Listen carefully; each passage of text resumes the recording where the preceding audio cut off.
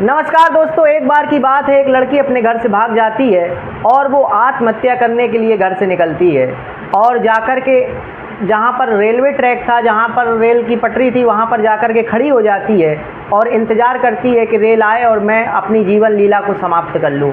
दोस्तों, थोड़ी देर बाद ट्रेन आती है और ट्रेन इतनी ज़्यादा स्पीड में होती है कि वो लड़की ट्रेन से टकरा जाती है और टकरा कर के ट्रेन की पटरी के बाहर गिर जाती है। वो मरती तो नहीं है, लेकिन उसको चोट ज़रूर आ जाती है और वो तुरंत ही उसी समय बेहोश हो जाती है। दोस्तों, तभी थोड़ी देर बाद वहाँ से 100 मीटर की दूरी पर एक साधु महात्मा रहते थे, उनका आश्रम था।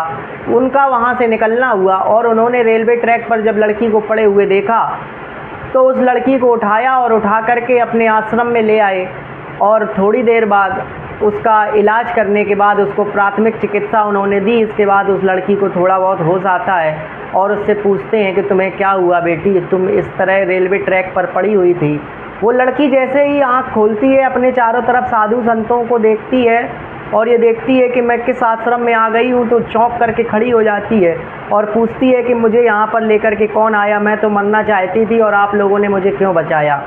तो वो साधु कहता है कि बेटी, तुम्हें मरने से क्या हासिल होगा, मर कर के चली जाओगी, किसी का क्या ले जाओगी।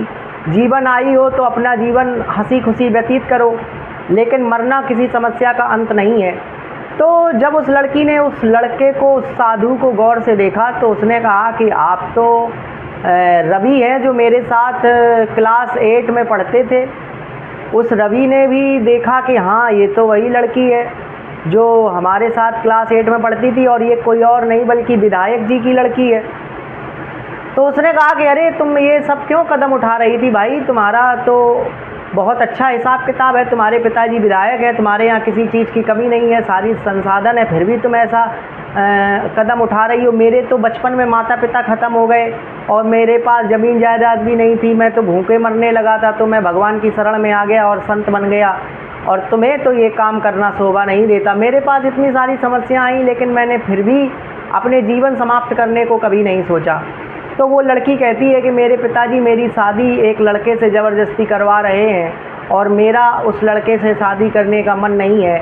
इससे अच्छा ये है कि मैं अपना जीवन समाप्त कर लूँ और उस लड़के के साथ मैं जीवन भर रहूँ और हर दिन मरूँ। इससे अच्छा है कि मैं एक दिन मर जाऊँ, ज़्यादा सही है। उस साधु ने उसको समझाया कि नहीं, ऐसा करना ठीक नहीं है और लाओ अपने पिताजी का फ़ोन नंबर दो, हम आपके पिताजी को फ़ोन करके बुलाते हैं। लड़की ने उस अपने पिता का फ़ोन नंबर देने से मना कर दिया और कहा कि यदि आप हमारे पिता को बुलाओगे तो मैं अपनी जीवन लीला यहीं पर समाप्त कर लूँगी। आप मेरे घर पे बिल्कुल भी मत बताओ, मैं अपने घर पे जाने के लिए बिल्कुल भी तैयार नहीं हूँ। तो वो जो संत था, जो साधु भेष में था, उसके बचपन का मित्र, वो बेबस हो गया। उसने उसको चाय बना कर दी और उसका इलाज किया। धीरे धीरे वो युवती सही हो गई और लगभग 30-32 दिन बाद अचानक एक दिन उस साधु ने उसके पिता को फ़ोन कर ही दिया। उसके पिताजी अपनी बेटी को ढूंढने में लगे हुए थे कि आखिरकार मेरी बेटी कहाँ चली गई, क्या हुआ। उन्होंने अपने आदमी लगा दिए और कहा कि जाओ पता लगाओ जाकर के मेरी बेटी जो थी वो कहाँ पर चली गई। दोस्तों, जब वो साधु रवि उसके पिता को फ़ोन करता है, विधायक जी को, कि आइए आपकी बेटी यहाँ पर है और इस अवस्था में मुझे मिली थी, तो उसके पिता उस साधु के आश्रम में आते हैं और अपनी बेटी को चुपचाप वहाँ से लेकर के चले जाते हैं, कुछ भी नहीं कहते हैं। लेकिन घर पहुँचने के बाद उनके मन में ये विचार आता है कि ये जो साधु है, ये साधु के भेष में कोई पाखंडी है। इसने हमारी बेटी को 32-33 दिन, 1 महीने से अधिक गायब रखा और इसने मुझे सूचना भी नहीं दी और इसने मेरी बेटी के साथ क्या क्या किया मेरी बेटी मुझे बता नहीं रही है और इसने मेरी बेटी का अपहरण कर लिया। अब मैं इस महात्मा को ज़िंदा नहीं छोड़ूंगा। तो ऐसा सोच करके उसने अपने आदमियों से कहा कि ये जो बाबा है, इसका जो आश्रम है, इस बाबा को एक दिन जा कर के ख़त्म कर दो और वहाँ रेल की पटरी है उस पर काट करके इसको फेंक दो, पता भी नहीं चलेगा कहाँ चला गया। तो उसके आदमी उस बाबा की तलाश में उसके आश्रम पर पहुँचते हैं। कहते हैं कि ठीक है भाई, मैं इसको ख़त्म कर दूंगा। लेकिन दोस्तों, कहते हैं कि कर भला तो हो भला और कर बुरा तो हो बुरा। जब आपने अगर किसी के साथ बुरा नहीं किया है तो भगवान आपकी बुद्धि को ऐसा कर देगा कि आपके साथ बुरा होने से बच जाएगा। दोस्तों, उस विधायक जी के आदमी उस साधु महात्मा को मारने के लिए घर से निकले, लेकिन साधु महात्मा का एक जगह उसका एक शिष्य रहता था, वहाँ से निमंत्रण आ गया कि आप आइए और हमारे यहाँ कुछ कार्यक्रम है, उसमें आपका 2-3 दिन वहीं पर रहना होगा और वहीं पर आपको खाना पीना की पूरी व्यवस्था दी जाएगी। तो जो साधु महात्मा थे बेचारे, वो अपने शिष्य के यहाँ चले गए और ये जब विधायक के आदमी वहाँ पर पहुँचे तो वहाँ पर साधु नहीं था। तो उन्होंने जाकर के सूचना दी, 2-3 दिन उन्होंने उसका इंतज़ार किया, लेकिन वहाँ पर जो है साधु महात्मा आया ही नहीं।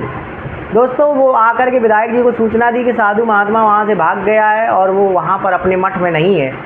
तो जैसे ही ये बात उसकी बेटी को पता चलती है कि मेरा पिता उस साधु को मारने के लिए अपने आदमी भेजा है और उस साधु की हत्या कराना चाहता है, तो उसको अपने पिता से बहुत नफ़रत हो गई। जबकि उसने अपने पिता को बताया भी था कि ये साधु, मैं तो मरने गई थी और रेलवे की पटरी पर पड़ी थी, ये साधु मुझे लेकर के आए और साधु ने मेरी जान बचाई। बताने पर भी उसका पिता उस साधु को मरवाना चाहता था। इससे नीचता की हद तो कुछ और हो ही नहीं सकती। ऐसा सोच कर के उस लड़की ने कहा कि अब जिसने मेरी जान बचाई है, ये मेरा पिता नहीं है, ये तो मुझे हर चीज़ में मेरी शादी भी ज़बरदस्ती कराना चाहता था। मैं घर से भाग गई तो मुझे ज़बरदस्ती लेकर के भी आ गया, और जिसने मेरी जान बचाई अब तो ये उसे भी मारना चाहता है। ऐसा सोच करके उसने निश्चय किया कि वो किसी निरपराध व्यक्ति की हत्या नहीं होने देगी, और अगर उसने कोई कदम नहीं उठाया तो उसका पिता उस साधु को ज़रूर मरवा देगा।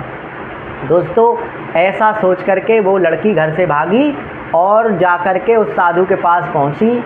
वो साधु उस दिन अपने मठ में आ गया था, उसने और सो रहा था। उसने जाकर के उसका चद्दर जो वो साधु ओढ़े था खींचा और कहा कि रवि उठो।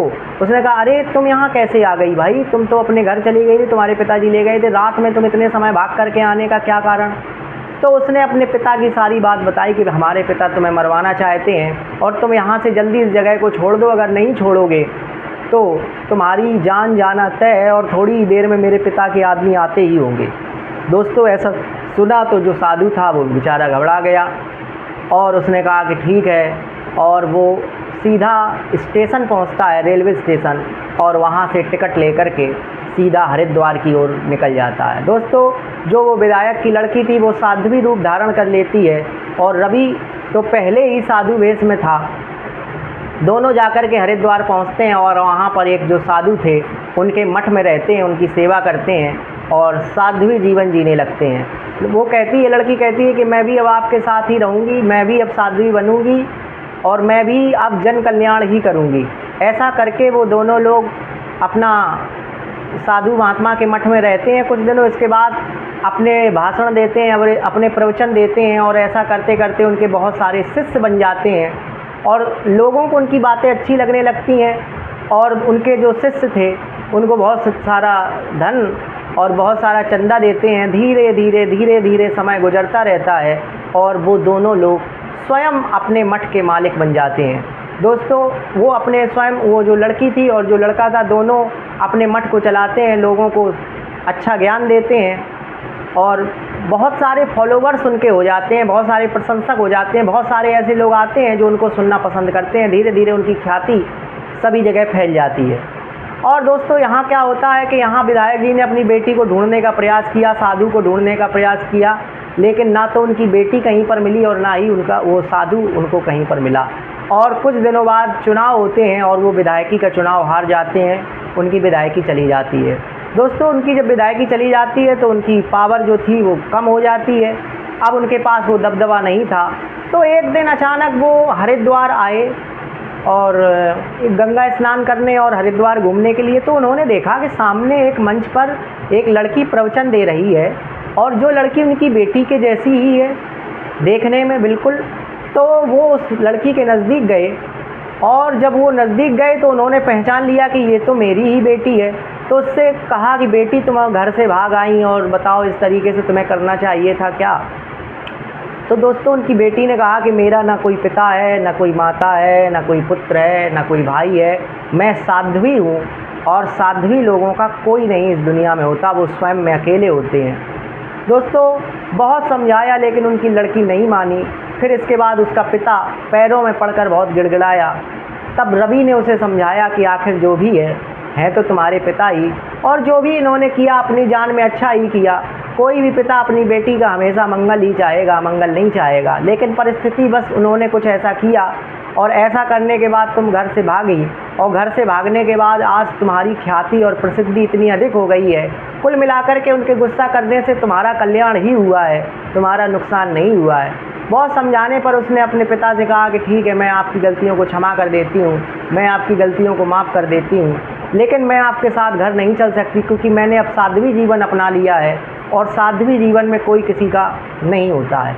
ऐसा करके उसका पिता उसको देख करके और मजबूर होकर के घर वापस लौट गया, और वो दोनों, रवि और विधायक जी की बेटी, अपना जीवन साध्वी रूप में काट रहे हैं। और अभी भी उनके बहुत सारे फॉलोवर्स हैं, लोग उन्हें पसंद करते हैं, वो लोगों को अच्छी शिक्षाएं देते हैं। तो बताइए आप, क्या उन लोगों ने साध्वी और साधु का जीवन अपना करके, क्या उन्होंने घर से भाग करके, क्या विधायक की बेटी ने एक संत को बचा करके अच्छा किया, या घर से भाग करके अपने पिता की इज्जत को नीलाम करके गलत किया? मैं इस बात को आपके ऊपर छोड़ता हूँ। अगली बार मिलेंगे एक नई कहानी के साथ। दिल की गहराइयों से आपका बहुत बहुत धन्यवाद। नमस्कार।